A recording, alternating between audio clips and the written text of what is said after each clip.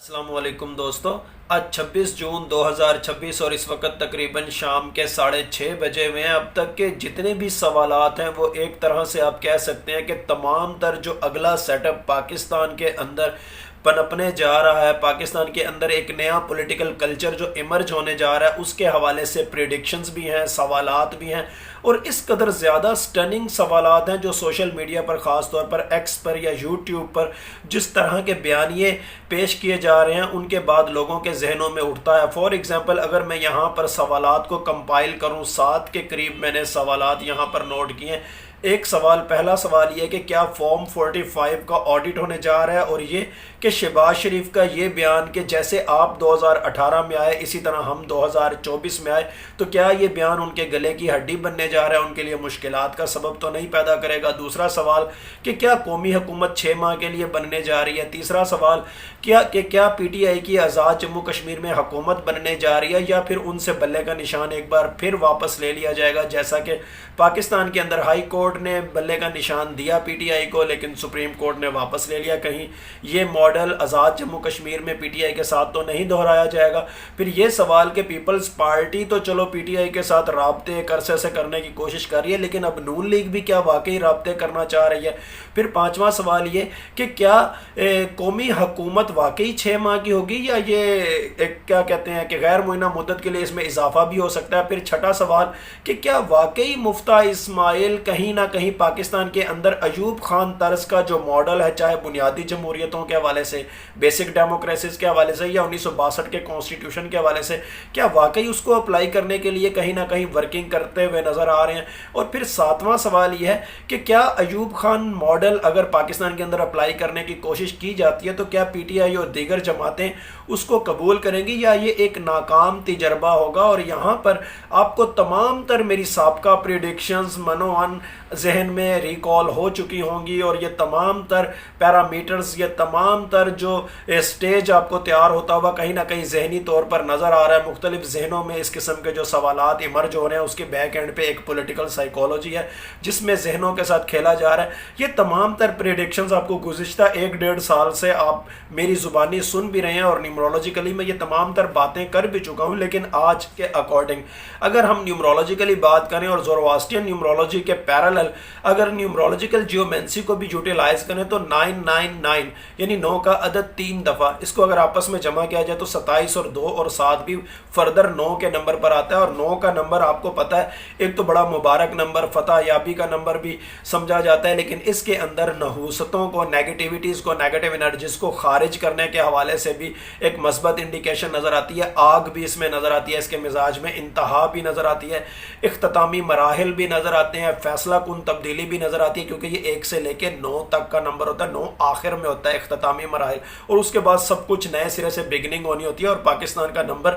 3 ہے، اور 2026 کا نمبر بھی 1 ہے۔ 3 کا نمبر نیو کریٹیوٹی کے ساتھ، اور 1 کا نمبر نیو بگننگ کے ساتھ، یعنی new beginning with positivity, new beginning with progressiveness, new beginning with prosperity. اور 9 کا نمبر اگر 1 سے زیادہ دفعہ ہو جائے تو اگریشن بہت زیادہ بڑھ جاتا ہے۔ فوجی قوت کو بھی کا بھی نمبر 9 ہی ہوتا ہے، ملٹری پاور کا نمبر بھی 9 ہی ہوتا ہے، ڈنڈے کا نمبر بھی 9 ہی ہوتا ہے، زور بازو کا اگر کوئی ٹرم استعمال کرنی ہو تو اس کا نمبر بھی 9 ہی ہوتا ہے۔ پرانے دور کا خاتمہ یعنی 1 سے لے کے 9 تک، اور اس کے بعد دوبارہ سے 1 سے گنتی شروع ہوتی ہے، پرانے دور کا خاتمہ بھی 9 ہی ہوتا ہے۔ اور 9 کا مطلب یہ ہوتا ہے کہ اس کے بعد اب نئے دور کا آغاز ہونا ہے، یعنی کوئی بھی تبدیلی آئے، کوئی بھی حادثہ ہو، کوئی بھی ایونٹ ہو، کوئی بھی بات ہو، لیکن اس کے اندر کہیں نہ کہیں اگریشن، کہیں نہ کہیں ڈنڈا، کہیں نہ کہیں زور بازو، کہیں نہ کہیں ایک قوت، اور کہیں نہ کہیں اگریشن، یہ تمام تر معاملات آپ کو نظر آئیں گے، اور اسی کے زور پہ پھر نیو بگننگ بھی نظر آئے گی۔ اس حوالے سے میں ایک عرصے سے پریڈکشنز آپ کے سامنے کر رہا ہوں۔ اب سوالات کے اوپر آتے ہیں۔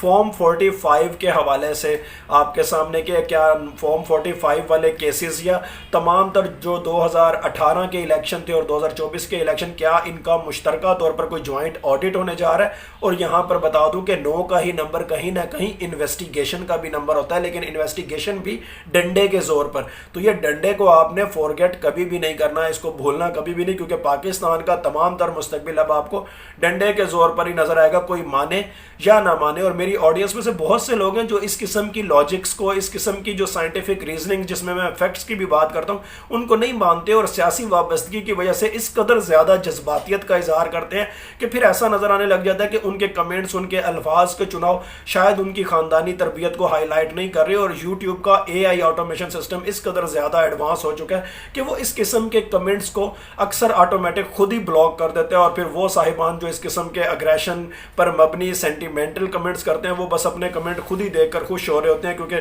دنیا کو تو وہ نہ نظر آ رہے ہوتے ہیں اور نہ وہ کبھی نظر آئیں گے۔ اب فارم 45 کے حوالے سے بات کی جائے تو ایسا نظر آتا ہے کہ آنے والے دنوں کے اندر یہ مطالبہ ریاستی ذمہ داری کے طور پر سامنے آئے گا، اور یہ محض ایک سیاسی کارڈ نہیں ہوگا بلکہ ایک طرح سے تمام تر پولیٹیکل پپٹس کو یا پولیٹیکل کرپٹ لیڈرز کی تاریں اس کے ذریعے ہلائی جائیں گی، اور ایک طرح سے یہ ایک نئی سیاسی سرجری ہوگی جس میں تمام تر پرانے مہرے گریں گے جو کبھی نہ کبھی کیا کہتے ہیں کسی نہ کسی کے پپٹ کے طور پر اپنا کردار ادا کرتے رہے ہیں۔ اور یہ فارم 45 والا جو معاملہ ہے یہ شہباز شریف کا یہی بیان کہ 2018 میں آپ ایسے آئے تھے، 2024 میں ہم ایسے آ گئے، تو یہ بیان انہی کے گلے کے گرد ایک لپٹا ہوا مفلر بن جائے گا، اور اسی بیان کے گرد کہ چلو ان کی بھی انکوائری کریں، چلو ان کی بھی انکوائری کریں، اور موجودہ نظام کے اوپر کوسچن مارکس عائد ہو جائیں اور پھر ایک نئے نظام کی طرف بات کی جا سکے۔ اب دوسرا سوال قومی حکومت کے حوالے سے کہ کیا 6 ماہ کے اندر قومی حکومت قائم ہونے والی ہے؟ آپ میرے سے 2024 سے یہ باتیں سن رہے ہیں، یہ ٹرم سن رہے ہیں، 2024 میں، 2025 میں مسلسل میں یہ پریڈکشنز کر چکا ہوں کہ کہیں نہ کہیں آپ کو عبوری نیشنل سیکیورٹی گورنمنٹ کا نام سننے کو ملے گا، یا ایگزیکٹو کونسل کا، یا بنگلہ دیش کے اندر حسینہ واجد کے بعد جس طرح سے ایک گورنمنٹ کا قیام عمل میں لایا گیا، ٹیکنوکریٹس اس میں شامل کیے گئے، یا نگران سیٹ اپ، یا ٹیکنوکریٹ مارشل لا جس کے اندر ٹیکنوکریٹس بھی ہوں گے، ریٹائر ججز بھی ہوں گے، کچھ ریٹائر جرنیل بھی ہوں گے، اور کچھ غیر متنازع سیاسی شخصیات بھی ہو سکتی ہیں، لیکن یہ وہ سیٹ اپ ہوگا جس کے اندر سے پھر آپ کو وہ آوازیں یا وہ ماڈل دیکھنے کو ملیں گے یا اس کی طرز کے عمل دیکھنے کو ملیں گے، جیسے general Waheed Kakar type formula, general de Gaulle کی طرح کی آئینی اصلاحات، جنرل مارشل ٹیٹو کی طرح کی سینٹرلائزیشن، اور جنرل پرویز مشرف کی طرح کا devolution plan, local government system یا 17th امینڈمنٹ۔ یہ تمام تر ماڈلز آپ کو اسی جس کو آپ قومی حکومت کا نام دیں، یا ٹیکنوکریٹ مارشل لا کا نام دیں، یا عبوری نیشنل سیکیورٹی کونسل، یا کسی ایگزیکٹو کونسل کا نام دیں، یا کوئی کونسل بیسڈ نظام آپ اس کو کہیں، اس کے اندر آپ کو یہ تمام تر یہ جو چاروں جرنیلوں کی جو خصوصیات میں آپ کے سامنے ایک عرصے سے ذکر کر رہا ہوں، وہ تمام تر خصوصیات آپ کو اس ماڈل کے دوران، یہ جو ایک نیا ماڈل ایمرج ہونے جا رہا ہے اس کے اندر آپ کو یہ دیکھنے کو ملیں گی۔ اور یہ جو ٹیکنوکریٹ ہوں گے ان کے ذریعے آپ کو بڑے لیڈران جو اس وقت موجودہ سیاسی لیڈران آپ کو بڑے بڑے نظر آتے ہیں، یہ سائیڈ لائن ہوتے ہوئے دکھائی دیں گے۔ اور ایک محاورہ آپ کو ایک بڑا آپ سنتے ہوں گے کہ جب آگ زیادہ بڑھ جاتی ہے تو پھر بڑے درختوں سے وہ نہیں بجھتی، پھر وہ چھوٹی جھاڑیوں کے ذریعے بجھانے کی کوشش کی جاتی ہے۔ تو یہ بھی ایک طرح سے ایسا ہی ہے جس کے اندر ایک معاشی آگ جو موجودہ پولیٹیکل پپٹس کی وجہ سے یا جو موجودہ پولیٹیکل کرپٹس ہیں ان کی وجہ سے جو لگ چکی ہے، اب اس کو نئے چہروں کی صورت میں، نئے ذہنوں کی صورت میں بجھانے کی کوشش کی جائے گی۔ تو یہاں پر ہم یہ کہہ سکتے ہیں کہ یہ ایک انتظامی سیٹ اپ ہوگا، نہ کہ یہ کوئی سیاسی سیٹ اپ ہوگا، اور اس کے اندر سیاسی مہرے بالکل آپ کو سائڈ پہ ہوتے ہوئے دکھائی دیں گے۔ اب آزاد جموں کشمیر کے حوالے سے بات کریں تو بلے کے حوالے سے جو سوالات پوچھے جا رہے ہیں کہ کیا بلہ پی ٹی آئی سے واپس تو نہیں لے لیا جائے گا، یہ جو ہائی کورٹ نے ان کی فیور میں فیصلہ کیا بلہ دینے کا پی ٹی آئی کی فیور میں، یہ ایک اسٹریٹجک فیصلہ ہے، اور اگر یہ واپس لے لیا گیا تو یہاں پر ہم یہ سمجھنے میں کوئی ذرا سی بھی دیر نہیں لگائیں گے کہ عمران خان کو جھکایا نہیں جا سکا، لیکن حقیقت کیا ہے نیومرولوجیکلی بھی، گراؤنڈ ریالٹی کے اکارڈنگ بھی، پولیٹیکل اکانومی کے اکارڈنگ بھی، پولیٹیکل سائیکالوجی کے اکارڈنگ بھی، کہ آزاد جموں کشمیر کے الیکشن کے رزلٹس بھی وہی ہوں گے جو 8 فروری کے پورے پاکستان کے رزلٹ تھے، یا جو اب موجودہ گلگت بلتستان کے جو الیکشن ہوئے ان میں حقیقتاً جو رزلٹ تھے۔ اب نون لیگ کے حوالے سے اگر یہ بات کی جائے کہ نون لیگ اس وقت پی ٹی آئی کا سہارا لینے کی کیوں کوشش کر رہی ہے، تو ایسا نظر آتا ہے کہ نون لیگ کا درپردہ جو مقصد ہے کہ وہ اسمبلی کو توڑ کر پی ٹی آئی کی بظاہر تو فیور لے سکے، لیکن اندر کھانے معاشی دلدل سے نکلنا چاہ رہی ہے، جو اس وقت ملک معاشی دلدل میں پھنس چکا ہے اور جس کا فرنٹ فٹ پہ شکار نون لیگ ہوتی ہوئی نظر آ رہی ہے۔ اور پیپل پارٹی اگر پی ٹی آئی کا سہارا لینے کی کوشش کر رہی ہے تو ان کا در پردہ ایک مقصد تو یہ ہے کہ 28ویں ترمیم یا اس سے ملتے جلتے خدوخالیہ، جس کو اب ہم آج کے سوالات کے اکارڈنگ کہہ سکتے ہیں کہ Ayub Khan type model, what's ever جو بھی آپ اس کو کہہ لیں، اس طرح کا کوئی ماڈل پاکستان کے اندر ایک تو اپلائی نہ ہو سکے، دوسرا بلاول کی صورت میں پیپل پارٹی اپنی ایک سیاسی ساکھ، اپنی سیاسی کریڈیبلٹی یا سیاسی زمین بچانا چاہتی ہے اور سندھ سے اپنا اثر رسوخ ختم بھی نہیں کرنے دینا چاہتی ہے۔ اب نون لیگ اور پیپل پارٹی کے حوالے سے دیکھا جائے تو یہ دونوں جماعتیں ایک دوسرے کو ختم کرنے کی کوششوں میں اس وقت نظر آتی ہیں آج اس کے اکارڈنگ، آج کی کیلکولیشنز کے اکارڈنگ. اور پی ٹی آئی سے یہ جو سلام دعا کرنے کی کوشش کر رہی ہیں یہ ان کی سیاسی مجبوری ہے، نہ کہ کوئی ہم کہہ لیں کہ یہ کوئی سیاسی حسن اخلاق نہیں ہے، یہ ان کی مجبوری بن چکی ہے. اور آپ اکثر نوٹ کریں کہ یہ قومی حکومت کے حوالے سے آوازیں یہ کب آتی ہیں؟ یہ پاکستان جیسے تھرڈ ورلڈ کنٹریز کے اندر اس طرح کی آوازیں آتی ہی تب ہیں جب کوئی ملک معاشی بدحالی کا شکار ہو یا سویلین حکومت فیل ہو چکی ہو. تو یہ ایک سافٹ میتھڈ کے طور پر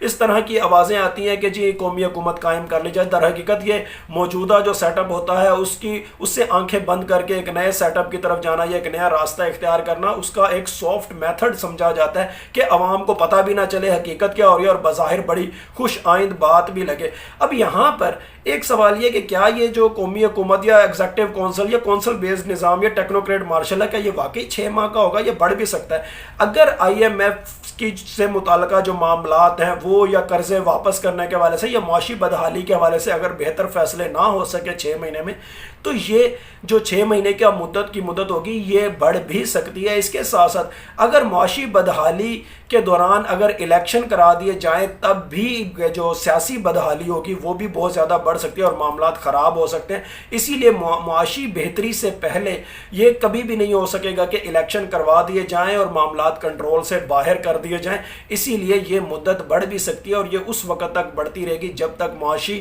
بدحالی معاشی خوشحالی کے اندر کنورٹ نہیں ہو سکتی. اور اس کے ساتھ ساتھ ایک سوال یہ بھی ہے کہ مفتیٰ اسماعیل کیا واقعی کوئی ورکنگ کر رہے ہیں ایوب خان ٹائپ ماڈل پاکستان کے اندر امپلیمنٹ کرنے کے لیے، یا بیسک ڈیموکریسی کا سسٹم پاکستان کے اندر دوبارہ سے امپلیمنٹ کرنے کے لیے، یا 1962 کے خد و خال کیا پاکستان کے اندر دوبارہ سے اپلائی ہونے جا رہے ہیں؟ میں یہاں پر مفتیٰ اسماعیل کی تو بات نہیں کرتا، لیکن واقعی کہیں نہ کہیں ورکنگ ہو چکی ہے. میں آپ کو ہمیشہ سے کہتا ہوں کہ 4 جرنیلوں کی روح آپ کو پاکستان کے سیاسی کلچر کے اندر پینیٹریٹ کرتی ہوئی نظر آئے گی. اور اسی حوالے سے میں آج بھی آپ کو بات کر دیتا ہوں کہ جنرل پرویز مشرف کی طرح کا لوکل گورنمنٹ سسٹم، انہی کی طرح کا ڈیولوشن پلان، انہی کی طرح کی 17ویں ترمیم، جنرل ڈیگال کی طرح کی آئینی اصلاحات، جنرل مارشل ٹیٹو کی طرح کی سینٹرلائزیشن جس میں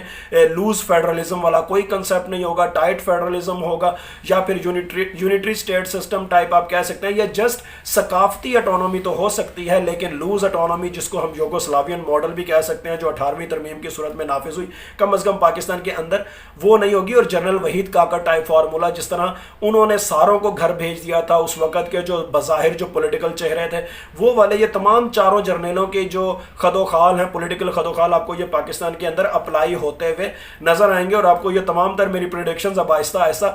مختلف صحافیوں کے بیانات کی صورت میں اپلائی ہوتی ہوئی بھی نظر آ رہی ہیں، ذہن میں اترتی ہوئی بھی نظر آ رہی ہیں. ان کے الفاظ کے چناؤ بھی میری ان تمام تر پریڈکشنز کی انڈورسمنٹ کرتے ہوئے بھی نظر آ رہے ہیں. اب یہاں پر ایک سوچ کہیں نہ کہیں یہ بھی پنپ رہی ہے جہاں کہیں پہ ان اصلاحات کے حوالے سے ورکنگ ہو رہی ہے، ان کو یہ لگتا ہے کہ وزیر اعظم کا عہدہ ایک ایسی آفت بن چکا ہے حقیقی ارباب اختیار کے لیے جو ہر وقت حقیقی ارباب اختیار کو متنازع بنا دیتا ہے یا حقیقی ارباب اختیار کو سوالات کے کٹہرے میں کھڑا کر دیتا ہے. لہٰذا پارلیمنٹ کی حیثیت مشاورتی ہونی چاہیے، کنسلٹنسی والی ہونی چاہیے تاکہ یہ ایک سیف زون کے طور پر بظاہر برقرار بھی رہے لیکن یہ بے ضرر سا ہو جائے اور واقعی یہ مجلس شورا ہو، یعنی یہاں پر بیٹھ کر مشورے تو کیے جا سکیں، مشورے تو لیے جا سکیں، لیکن حقیقی فیصلہ ساز اتھارٹی پاکستان کے اندر ایک امیر ہونا چاہیے، ایک بڑا فیصلہ ساز ہونا چاہیے اور امیر کی امارت کے اوپر کوئی کویسچن نہ اٹھا سکے. اسی لیے کہا جا رہا ہے، کہیں نہ کہیں یہ سوچا جا رہا ہے کہ پاکستان کے اندر یا صدارتی نظام یا کونسل بیسڈ سسٹم پاکستان کے اندر اپلائی ہونا چاہیے. اب آنے والے دنوں کے اندر اسی وجہ سے میں آپ کو ہمیشہ جنرل پرویز مشرف کے لوکل گورنمنٹ سسٹم یا ڈیولوشن پلان کی باتیں کرتا ہوں نا، پچھلے سال سے کر رہا ہوں. آپ کو آنے والے دنوں کے اندر اب لوکل گورنمنٹ سسٹم کے حوالے سے کہ با اختیار ہونی چاہیے، اس کے پاس زیادہ اختیار ہونے چاہیے، یہ ڈیرے اور یہ جو صوبائی اسمبلیاں یا قومی اسمبلیاں ان کے چکر لگانے بند ہونے چاہیے، لوکل سطح پر فیصلے ہونے چاہیے. یہ باتیں آپ کو اب دوبارہ سے ہوتی شروع ہوں گی، نظر آئیں گی. قومی اسمبلی کو آپ بے اثر ہوتا ہوا یا اس سے ریلیونٹ باتیں آپ سنیں گے آپ آنے والے دنوں کے اندر. اور نیومرولوجیکلی یہ تمام تر پریڈکشنز میں پچھلے 1-2 سال سے متواتر کر چکا ہوں اور زورواسٹرین نیومرولوجی کے اکارڈنگ آپ کو بارہا یہ بتا بھی چکا ہوں، لیکن آپ کو پھر یہ بتا دوں یہ مساجڈ نیریٹیوز ہوں گے، یہ مساجڈ بیانیے ہوں گے، اور کہیں نہ کہیں فائنلی آپ کو بتا دوں کہ ڈنڈا تو رہے گا، ڈنڈے کے زور پر اصلاحات بھی ہوں گے، اور ڈنڈے کے زور پر اگر کہیں کوئی شخصی ناگزیریت پرماننٹ طور پر اگر اپلائی کرنے کی کوشش کی جائے تو اس کی ریپلیسمنٹ بھی ڈنڈے کے زور پر ہو سکتی ہے، لیکن ڈنڈا ہر دو صورتوں میں رہے گا، اور ڈنڈے کے زور پر ہی اصلاحات اور ڈنڈے کے زور پر ہی الیکشن۔ اور اس کے بعد عمران خان کی بھی اگر کہیں نہ کہیں لیگیسی ایگزیبٹ ہوتی ہے تو اس میں بھی کہیں نہ کہیں ڈنڈے کا کردار ہوگا، چاہے ڈنڈا کس کے ہاتھ میں ہے کس کے ہاتھ میں نہیں، اس پر ہم کوشچن اٹھا سکتے ہیں، لیکن ڈنڈا پاکستان کے ذائچے میں رہے گا، اور پاکستان کے ذائچے میں ہمیشہ کہتا ہوں دو باتیں ہمیشہ رہیں گی، ڈنڈا بھی اور یہ ملک بھی میرا، یہ فوج بھی میری، اور یہ تمام تر جو ڈنڈے کے زور پر اصلاحات ہیں کہیں نہ کہیں ان کے فروٹس کہیں نہ کہیں اگر 28ویں ترمیم بھی امپلیمنٹ ہوتی ہے یا اس کے خد و خال بھی امپلیمنٹ ہوتے ہیں، یہ کونسل بیس سسٹم یا واقعی مجلس شورا اور ایک امیر والا نظام، یہ تمام تر جو اصلاحات ہوں گی اس طرح کی ملتی جلتی جو بھی آپ ان کو کہہ لیں، اس کے فروٹس کہیں نہ کہیں عمران خان یا ان کی لیگیسی کو ہی جا کے انجوائے کرنے ہیں۔ اسی وجہ سے تو آپ کو کہتا ہوں کہ ڈائریکٹ یا انڈائریکٹ عمران خان کے اقتدار میں آنے سے پہلے یا ان کی لیگیسی کے اقتدار میں آنے سے پہلے 90% اصلاحات ڈنڈے کے زور پر ہو چکی ہوں گی، جو ڈائریکٹ یا انڈائریکٹ کہیں نہ کہیں عمران خان کو یا ان کی لیگیسی کو سپریم لیڈر بنا دیں گے، اور وہ سپریم لیڈر کا عہدہ ایران کے سپریم لیڈر یا نارتھ کوریا کے جو کم جون ان ہے ان کے لیڈر سے ملتا جلتا ہوگا۔ یہ جو کچھ آپ کو بتایا آج 9 کی کمپیٹیبلٹی کے اکارڈنگ بتایا، زورواسٹرین نیومرولوجی کو بھی یوٹیلائز کیا، کہیں نہ کہیں اپنی پولیٹیکل اکانومی اور اپنی پولیٹیکل سائیکالوجی کی جو فیلڈ ہے جس کے ذریعے میں اسٹوڈنٹس کو گائیڈ بھی کرتا ہوں، سپروائز بھی کرتا ہوں پی ایچ ڈی کے اسٹوڈنٹس کو، ان کو بھی آپس میں املگمیٹ کیا اور آپ کو ایک پراپر کیلکولیشنز کر کے آپ کے ہی سوالوں کے جواب دیے۔ لیکن پھر یہی کہوں گا ایمان کا تقاضا ہے، ہوتا وہ یہ جو اللہ تعالیٰ چاہتے ہیں، اللہ تعالیٰ چاہیں تو یہ سب کچھ ہو، اللہ تعالیٰ چاہیں تو کچھ بھی نہ ہو، اللہ تعالیٰ چاہیں تو کچھ ہو اور کچھ نہ ہو، بلا شبہ غیب کا علم صرف اور صرف اللہ تعالیٰ کی ذات کو ہے۔ Thank you so much.